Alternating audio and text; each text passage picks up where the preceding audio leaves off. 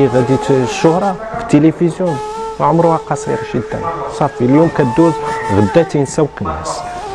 الرسالة الأخيرة ديالي هي كاين بزاف ديال الرسائل، حنا تنقولوا مهمتنا مازال ما سالاتش، بالتالي حنا بصدد الإعداد لبرنامج جديد يواكب مرحلة جديدة، برنامج بشكل آخر اللي غادي نشوفوا فيه صلاح الدين الغماري يعود بشخصية أخرى وشكل آخر مخالف، ولكن لن يختلف عن روح داك المقدم ديال داك البرنامج ديال أسئلة كورونا.